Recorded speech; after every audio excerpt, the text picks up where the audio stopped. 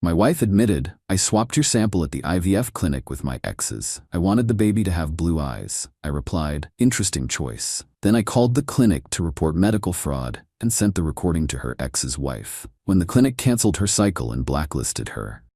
I, 46M, am a forensic actuary. My entire career is built on assessing risk, analyzing probability, and detecting fraud for major insurance firms. I look at data, I find the anomaly, and I deny the claim. I don't rely on vibes or manifesting. I rely on cold, hard evidence. If the numbers don't add up, I don't sign the check. I've been married to Jessica, 36F, for 4 years. We met when I was 42. I was established, debt-free, and looking for a partner. Jessica was the picture of the perfect corporate wife, polished, articulate, ambitious, or so she seemed. Jessica is obsessed with aesthetics. Her Instagram is a beige-filtered shrine to perfection. Everything has to be just so. I tolerated it because she kept the house organized and, frankly, I enjoy a well-ordered life. I keep my finances separate, protected by a trust and a prenup standard for my profession, but I funded our lifestyle generously. We had been trying to conceive for 2 years. No luck. We moved to IVF. I'm the one funding this venture. My insurance covers a fraction, but we've paid about $45,000 out of pocket for premium cycles, genetic testing, and medications. I viewed it as an investment in our legacy. I wanted a child to teach, to raise, to leave my estate to. Jessica, I suspect, wanted a prop to complete her family aesthetic. We were in the middle of our second cycle. The egg retrieval was done. We had 5 viable embryos on ice. The transfer was scheduled for next week. Last Friday night, we were celebrating the good news regarding the embryo quality. Jessica had a bit too much wine.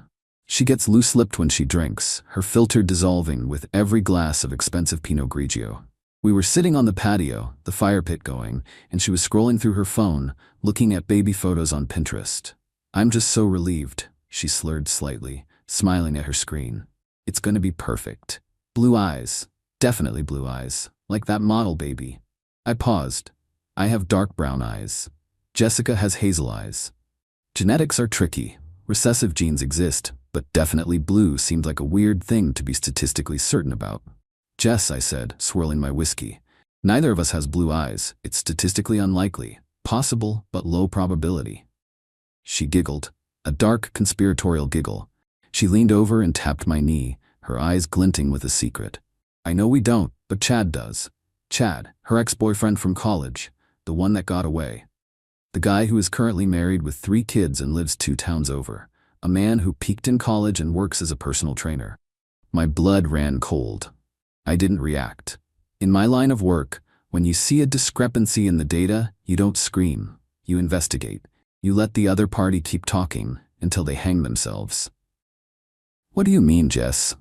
I asked, keeping my voice level, acting like I was amused. "What does Chad have to do with our embryos?" She looked at me, eyes glassy, clearly thinking I was in on the joke, or simply too drunk to care about the implications. "The sample, silly," she whispered, putting a finger to her lips. "Remember when you produced at home last month, because you were too busy with the merger to go to the clinic that morning?" I remembered. I had a board meeting. I produced the sample at 6 a.m., put it in the sterile cup, signed the label, sealed the biobag, and handed it to her to drive to the clinic. It's a standard procedure if you get it there within an hour. "I remember," I said. "Well," she smirked, "I made a pit stop. Chad met me at the Starbucks halfway. He gave me his contribution. I swapped them in the bathroom. I put your label on his cup. And voila, blue eyes, perfect genetics. No offense, babe, but your family has that nose. Chad is aesthetic." She sat back, looking proud of herself, like she had just hacked the system. I stared at her. I felt a physical blow to my chest, like a hollow-point bullet impacting a vest.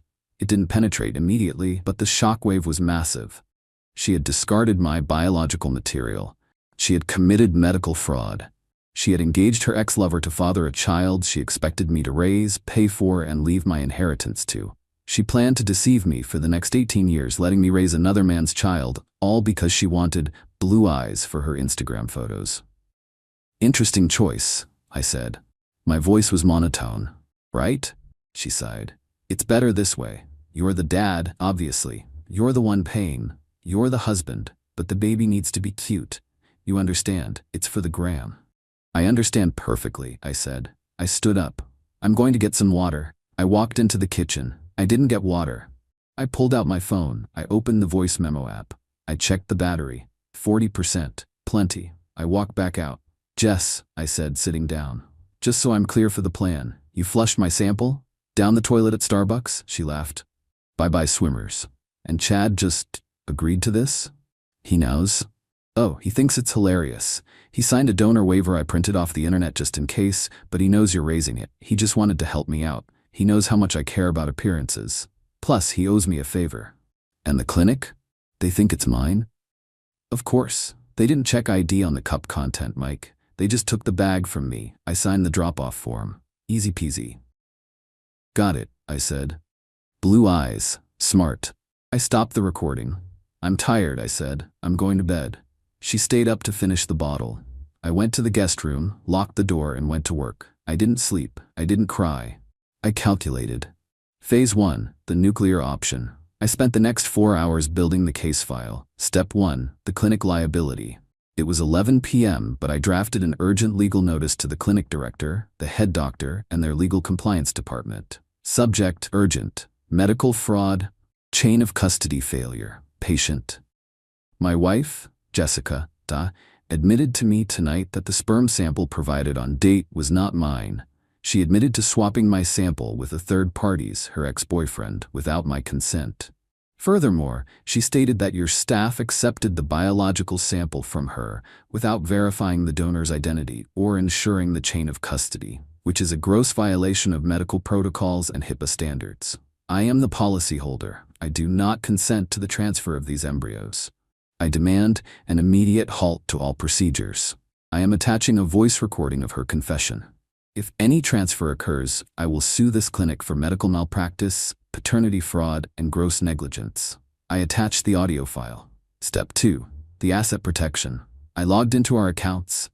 Because of my profession, I keep my primary assets in a revocable trust that Jessica cannot touch. However, we had a joint checking account for household expenses that currently held about $40,000. My bonus I deposited last week for a planned renovation. I transferred 100% of those funds back to my trust account. I canceled the supplementary Amex Platinum card she carries. I removed her access to the Tesla app. The car is leased in my company's name. Step 3. The X. I knew Chad. I knew Chad's wife, Karen. Karen is a terrifying woman. She is a litigation attorney for a pharmaceutical company. She eats fraud for breakfast. I found her email on the neighborhood directory.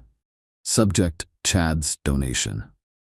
Body, Karen. I think you should know that Chad provided a sperm sample to my wife Jessica, on date, to be used in our IVF cycle without my knowledge. Jessica admitted this to me tonight. They met at the Starbucks on Main Street to make the swap. I have canceled the cycle and reported the fraud, but I thought you should know your husband is handing out genetic material to his ex-girlfriends behind your back. Recording attached. I hit send. Step 4. The exit. I packed a bag. I took my passport, my birth certificate, the hard drives with my tax returns, and my grandfather's watch. I walked out of the house at 3 a.m. Jessica was passed out on the patio lounger, her phone still glowing in her hand. I stepped over her empty wine bottle and left. Update 1. The morning after. I stayed at a hotel downtown. At 8:05 a.m., my phone exploded. First, the clinic. The clinic director called me personally. She sounded absolutely terrified. Mr. Name, we received your email. We have immediately quarantined the embryos. We are launching an internal investigation. We have canceled Mrs. Name's upcoming transfer. We are flagging her file. I want a full refund, I said calmly. For the retrieval, the fertilization, and the meds. $45,000, wired to my account by Friday. Sir, we typically don't refund for services rendered. You accepted a biological sample that broke the chain of custody. I cut her off. You failed to verify the donor ID. You created embryos with fraudulent genetic material because your intake nurse was lazy. If I don't have that wire by Friday, my next call is to the state medical board and the local news. Imagine the headlines. Clinic implants stranger sperm because they didn't check ID. Silence.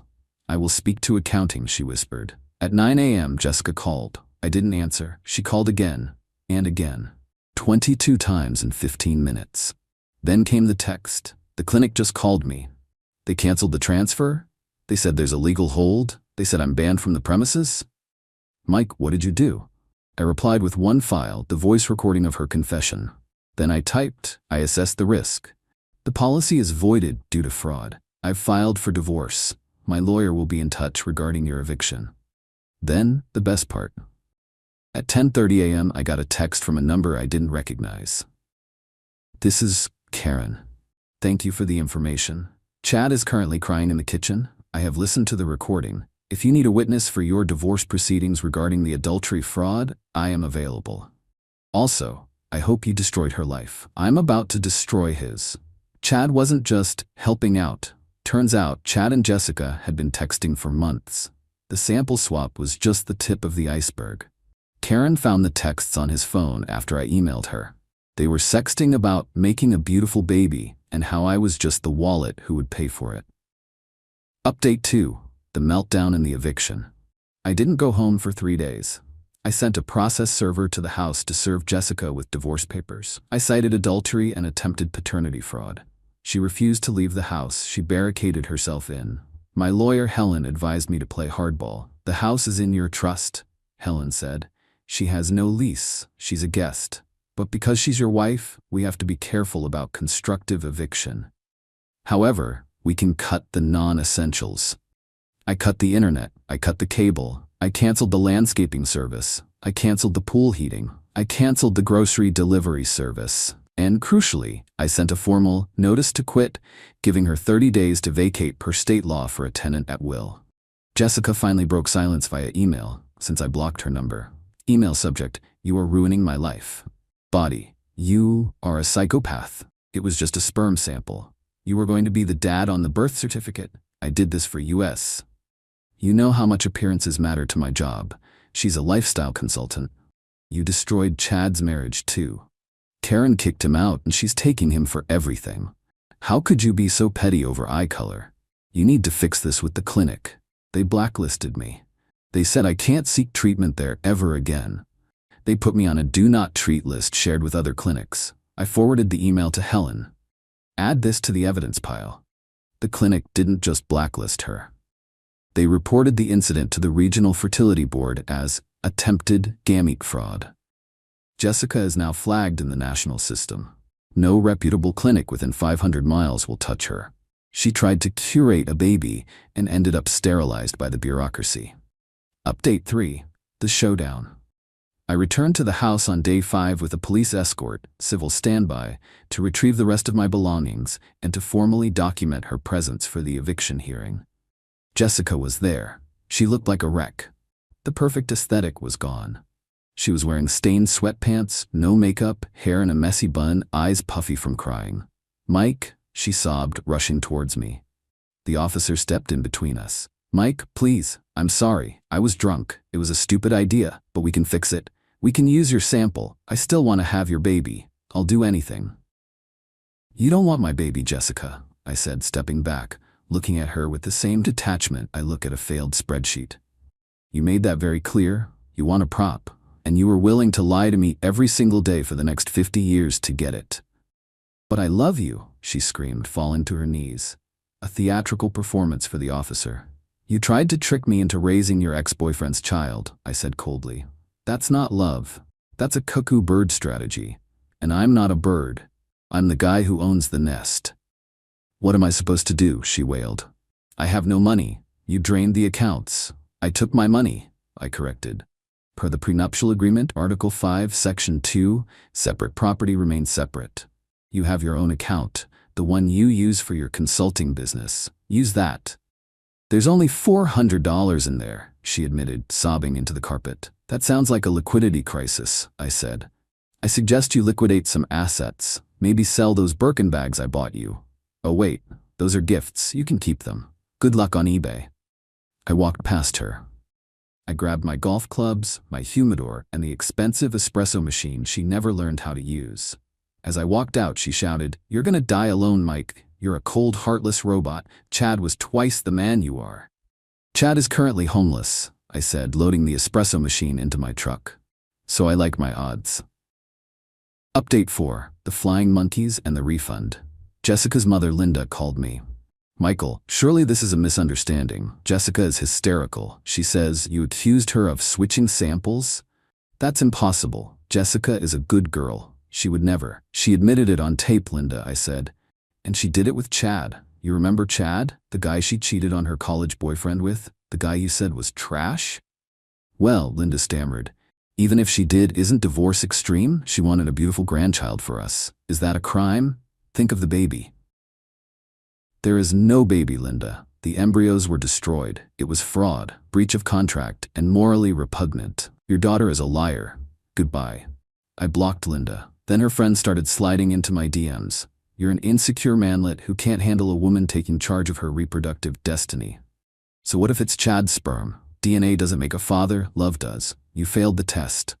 I didn't argue. I didn't engage. I screenshotted every message. I sent them to Karen, Chad's wife. Why? Because these friends were also friends with Chad, and Karen was on a warpath. Karen replied, "Thanks, Mike. I see Sarah and Jen knew about the affair. I'll be sure to forward these to their husbands. Let's see how secure they feel." 2 days later, I heard through the grapevine that Sarah's husband moved into a hotel.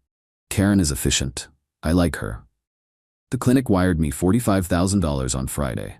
Included was a non-disclosure agreement, NDA, asking me not to discuss the specific clinic name publicly. I signed it. I don't care about the clinic, I care about the money. Jessica demanded half of that refund. It's marital assets, her lawyer, a cheap one she hired, argued. No, Helen countered.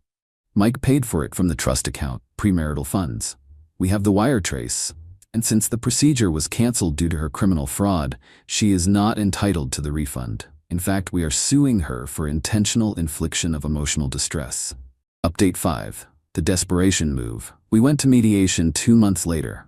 Jessica showed up alone. Her lawyer had fired her because her retainer check bounced. She looked small, defeated. She had been staying in a cheap motel since the eviction finalized. Mike, she whispered across the table. I have news, big news. I looked at Helen, my lawyer. She rolled her eyes. I'm pregnant, Jessica said, placing a hand on her stomach. I froze. What? I tested yesterday. It's yours. It must have happened right before you left. Please, Mike, this is our second chance. I pulled out my phone. I opened my calendar. Jessica, I said. We haven't been intimate in 3 months. Before the retrieval, you claimed you were too bloated from the hormones. We slept in separate rooms. She turned pale. No. That night. The night of the dinner party. I was in Chicago for the actuarial conference that night, I said. I have the flight receipts. I have the hotel folio. I was 800 miles away. She stammered. She started to sweat. Who is it? I asked. Is it Chad? Silence. You slept with Chad, I said. After I kicked you out, when you were desperate? She looked down, tears streaming. I was lonely. I thought if I got pregnant, maybe he would leave Karen. Maybe he would take care of me since you abandoned me. So let me get this straight, I said, my voice dripping with disdain.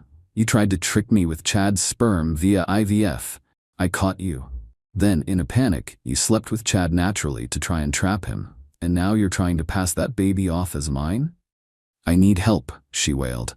I have nowhere to go. Karen took all of Chad's money. He's broke. He's living in his car. Mediation is over, I told the mediator. She is pregnant with another man's child. I want an immediate bifurcation of marital status. I am not staying married to this mess for one more second. Final update, 6 months later. The divorce was finalized last week. Because of the infidelity, proven by the pregnancy timeline and the recording, and the ironclad prenup, I kept everything. The house, mine. The retirement, mine. The savings, mine. The refund, mine. Jessica got her car, which she can't afford the lease payments on, so she surrendered it last week, and her clothes. She walked away with $0. She's currently living in a 1-bedroom apartment with her mother, Linda, who had to move in to help pay the rent because Jessica can't find a consulting gig. Her reputation in town is destroyed. She is roughly 6 months pregnant. It's a boy. It is confirmed to be Chad's. Chad is working at a budget gym, living in a motel room. Karen took their house, their kids, and the dog. She cleaned him out completely. Chad wants nothing to do with Jessica or the baby. He calls Jessica the mistake that ruined my life. Jessica is now facing single motherhood with no job, no husband, a baby daddy who hates her, and a mother who constantly reminds her she had it all and blew it. The IVF clinic used her case as a case study for new security protocols. They now require photo ID and a fingerprint scan for every sample drop-off. They call it the Jessica protocol. She is famous, just not in the way she wanted. As for me, I'm dating a woman named Elena. She's a pediatrician. We met at a coffee shop, not Starbucks. On our third date, I told her the story. She stared at me, horrified. She did what, for eye color? Yep, I said. That's medically insane, Elena said, and sociopathic. Exactly. Elena has brown eyes. I think they're beautiful. We're taking it slow. No rush, no props, just reality. I drove by my old house the other day. I decided to sell it. Too many bad memories. A young couple bought it cash. I saw them painting the nursery yellow. I didn't feel sad. I felt relieved. I dodged a bullet. Actually, I dodged a nuclear missile. Jessica wanted a baby with blue eyes. She got one. But she lost the lifestyle, the husband, the reputation, and the future she tried to manipulate. She forgot the most basic rule of risk assessment. The higher the fraud, the harder the fall. TLDR, wife admitted to swapping my sperm sample with her exes during IVF because she wanted blue eyes. I recorded her, reported her to the clinic for negligence, got a refund, and told her ex's wife. Clinic banned her, ex's wife divorced him, and I left her with nothing thanks to a prenup. She is now pregnant with ex's baby from a post-breakup panic hookup and living in poverty.